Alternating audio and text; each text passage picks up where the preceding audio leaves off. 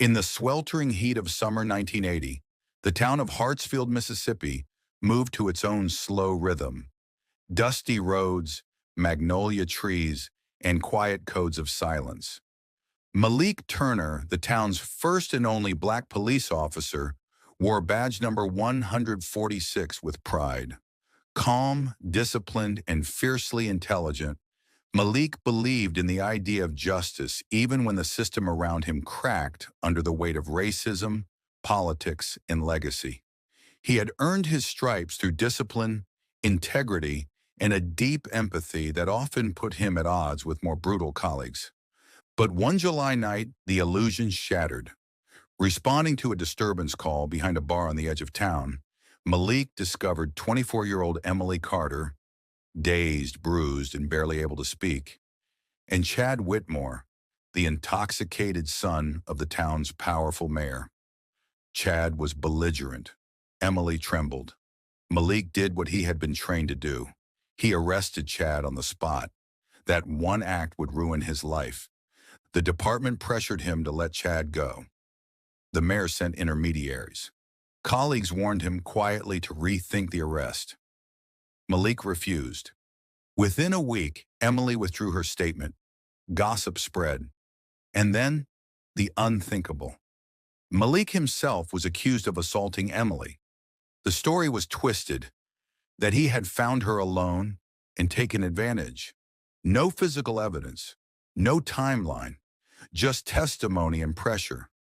Internal affairs moved fast. His badge was suspended. His landlord received threats. Even his own family was followed.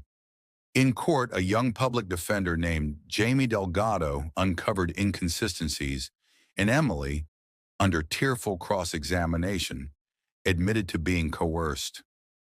Malik was acquitted. The courtroom was silent, but justice didn't feel like freedom. 3 weeks later, Malik was ambushed outside a grocery store. Chad, now emboldened, and two masked men beat him with steel pipes.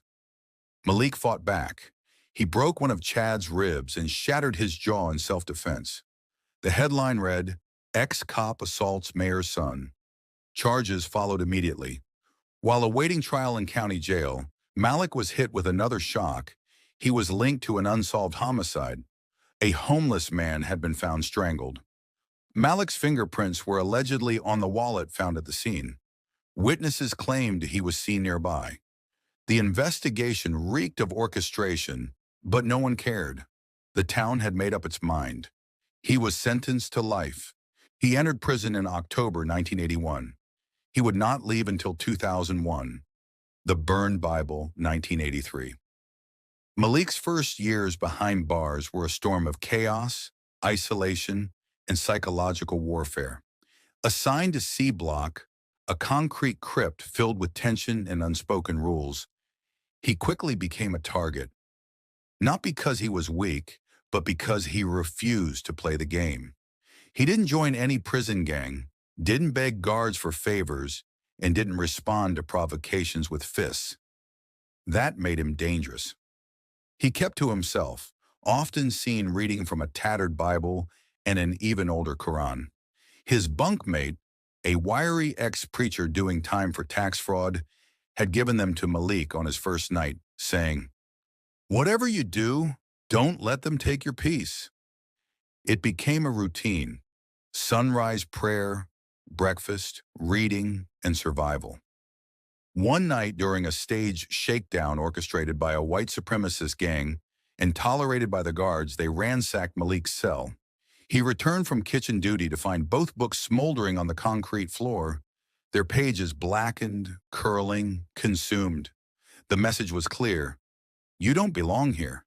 You don't get to believe in anything. Malik stood still for a long time, watching the smoke rise. Other inmates watched him from the shadows, waiting for the explosion, but it didn't come. That night, he sat on his bunk, tore out blank pages from an old commissary ledger, and began writing down every passage he could remember, by heart, verse by verse, page by page, faith by faith. Within weeks, he'd rewritten parts of both holy texts from memory. Inmates began to notice. A young addict from D Block asked him to write a psalm for his dying mother. A Mexican gang member slid him a note that said, "Can you write me something about forgiveness?" Malik didn't preach. He simply wrote, quietly, consistently, and slowly, in a place designed to dehumanize. He reminded men that their souls still mattered. The Riot Whisper, 1985. By 1985, Malik had earned a quiet kind of respect in C Block. He wasn't feared. He was left alone. In prison, that was the highest form of peace a man could hope for. But that peace shattered one August morning during what inmates would later call the Whisper Riot. And Malik, against every instinct for self-preservation, walked straight into the middle of it. It began in the chow hall. A new shipment of meat came in spoiled. Again. The kitchen crew, made up mostly of Black and Latino inmates, refused to serve it. The guards didn't care. When they pushed back, an inmate named Rico was thrown against a prep table and hit his head, falling unconscious. Someone screamed. A tray flew. Then another. The room erupted. By the time sirens wailed and gates slammed shut, it had spread to 3 cell blocks. Malik wasn't on duty that morning, but as he watched from the library window, he could see it unraveling. Men slamming fists against steel, fires starting in trash cans, guards retreating, doors locking in the wrong order. What Malik noticed, and no one else did, was that none of this was accidental. Someone was directing it, not loudly, quietly. A lifer named Benny Blue McCall was moving between groups like a ghost, whispering orders, setting off sparks in just the right places. Blue had once been a militant. Now he was just angry. This wasn't about meat. It was about control. That night the prison went on full lockdown. Guards stormed cells. Beatings followed. Blue vanished. Solitary, rumor said. But not before he pulled Malik aside in the hallway and muttered, "You're the only one not playing checkers in here." 2 weeks later, the warden called Malik into his office. Said he'd heard rumors that Malik had prevented a second wave of violence by calming down the kitchen crew. Asked if he wanted to transfer to a calmer unit. Malik refused. "You're wasting your time," the warden said. Malik only replied, "So are you." Malik never told anyone what Blue had asked him just before the guards took him away. "If they come for me, make sure the young ones don't do something stupid. It's not worth dying in here over scraps." That winter, the kitchen crew started a reading circle. No one asked why Malik was there every evening. The Whisper Trial, 1986.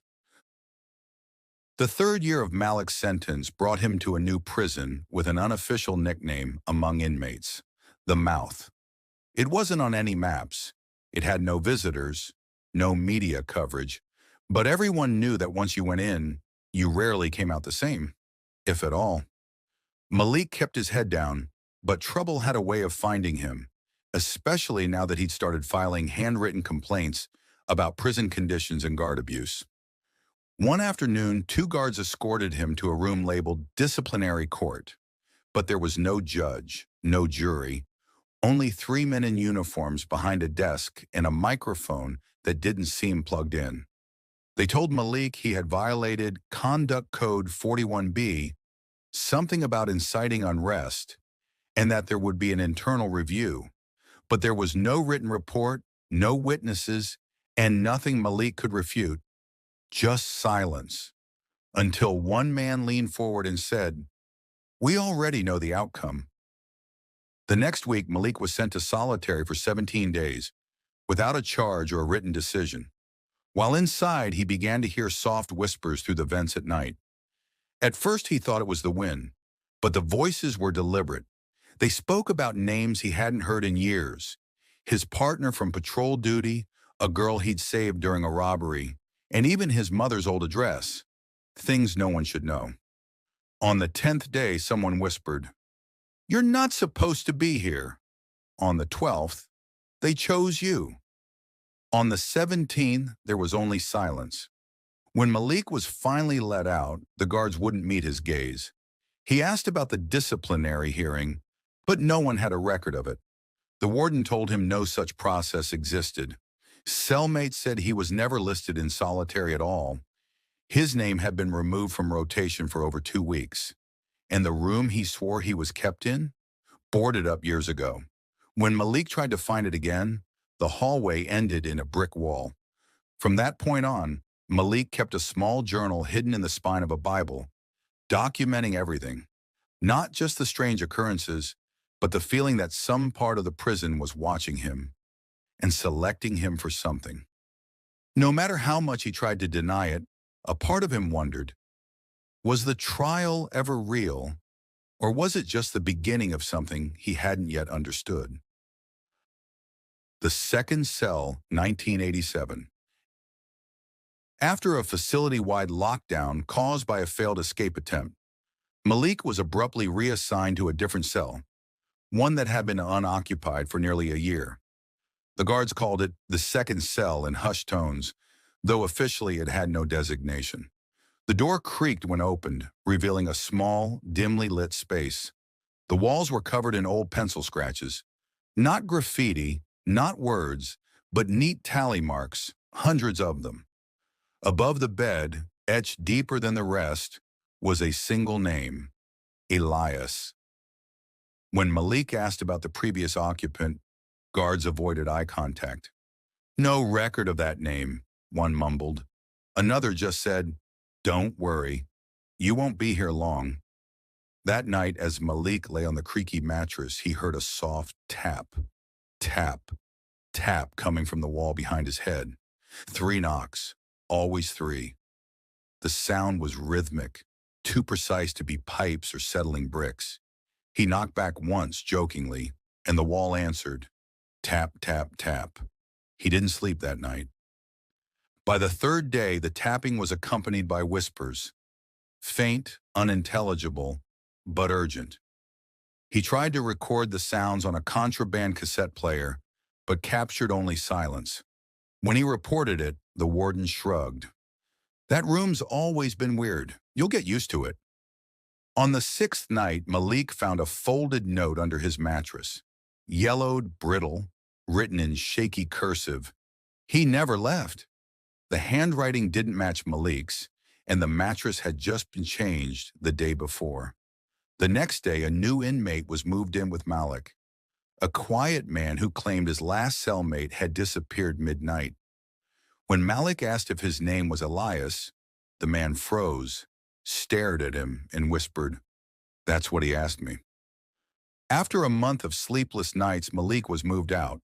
The next man assigned to that cell lasted 2 days before requesting solitary. No explanation, he just said, "There's something still inside the wall." The Man with No Eyes, 1988. Malik had been transferred to the northern wing of the prison, a colder, darker part of the facility reserved for problematic inmates. His cell faced the hallway directly, and across from him was a narrow window that belonged to the solitary confinement unit. It was said no inmate ever came back the same after being put in there. Most refused to talk about what happened inside, but Malik couldn't ignore what he kept seeing. Every night at exactly 3:17 a.m., a figure would appear in the window, not moving, not pacing, just standing. A man, thin, pale, with a shaved head, and something off about his face. Malik didn't notice at first, but then one night, under the flicker of hallway lights, he realized the man had no eyes, just smooth, blank skin where they should have been. He wasn't staring. He was simply there. Malik told a guard, the response, "That wing's empty, has been for months." When Malik insisted, the guard reluctantly checked. The solitary unit was locked from the outside. No one inside. No sign of life. But that night the man appeared again, and this time he turned his head as if acknowledging Malik. Whispers started to spread among other inmates. Some claimed to have seen him during their brief stints in the hole. Others swore they woke up with bruises after seeing him, marks on their wrists like they'd been grabbed. One inmate attempted to carve his own eyes out after spending 3 days in that wing. When asked why, he only muttered, "He told me I don't deserve to see anymore." One morning, Malik found a small scrap of paper slipped under his door. It read, "You're starting to see too much." That same night, the window was bricked over. No explanation, no records, as if it had never existed. But Malik knew what he'd seen, and more importantly, he knew it had seen him too. The Old Guard, 1995. In 1995, Malik quietly mentored a veteran prison guard named Howard, who had begun to unravel from years of alcohol abuse. Despite the obvious risks, Malik never judged him. He simply listened.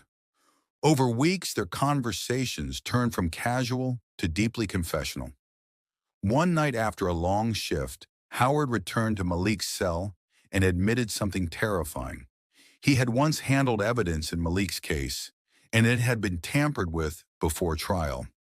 There was a witness statement that never made it to court, and a piece of physical evidence had been replaced entirely. Howard wanted to make it right, but by morning he had transferred out of the unit and was never seen again. Malik never found out if the confession had been shared with anyone, but from that day on, a part of him felt seen, and for the first time, maybe believed. The Appeal That Never Happened, 1996. In 1996, new breakthroughs in DNA analysis started reshaping justice. Malik, who had been quietly studying legal books for years, filed for retesting of the evidence used against him. His requests were denied over and over, citing procedural errors and lost records. He wrote letters to lawyers, advocacy groups, even strangers. Then one day, something shifted. A new appeal was filed with the court. It cited the exact DNA irregularities Malik had identified, but the author was anonymous. The motion moved swiftly, gaining attention. Malik never learned who filed it, but deep down he suspected someone on the inside had finally read his words and acted. The Boy and the Saxophone, 1999. In 1999, during weekly free hours, Malik discovered a broken saxophone discarded near the chapel. He repaired it using tape, wire, and patience. A teenager named Devante, newly incarcerated and filled with rage, was drawn to the sound. Malik offered to teach him. Their lessons were informal, full of rhythm, hope, and silence. Devante began to trust him, not with words but with melody. When Devante was released in 2000, Malik gave him a final note: "Play louder than the past." In 2001, on national television, Devante performed at a youth jazz showcase and thanked Malik Turner by name. The prison chapel watched in silence as the note rang clear on the broadcast. For a few seconds, Malik's name escaped the walls that had buried him. The Unsealing, 2001.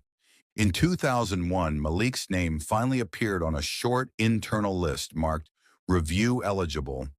Buried in a forgotten archive, the original wallet from the crime scene had been retested. No fingerprints. No DNA. A former witness retracted their statement, citing pressure from an investigator. Within weeks, Malik was released without ceremony. He received no compensation, no apology. No press cameras met him at the gate. He walked out in borrowed clothes and took a deep breath. For the world, it was Tuesday.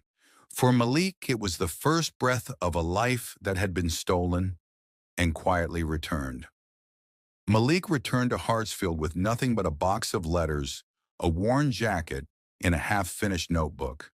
The town had changed, or pretended to. Chad Whitmore was now a state senator. His face was on billboards. His voice filled radios. Malik, older now, grayer, tracked him down and confronted him, not with rage but with truth. Chad, shaken, offered a hollow apology. Malik didn't need it, but the world did. 2 months later, Malik collapsed at a bus stop. Diagnosis: organ failure, source unknown. The poison worked slowly. He spent his final months vomiting blood, losing his eyesight, and dictating letters to a former inmate who visited weekly. When he passed, he weighed just 98 pounds. But Malik's story didn't end there. His journal, The Red Notebook, was published in 2003. It sparked congressional hearings. His case was cited in reforms across 5 states. And though his name was never fully cleared in the minds of those who buried him, his truth echoed louder than the lies.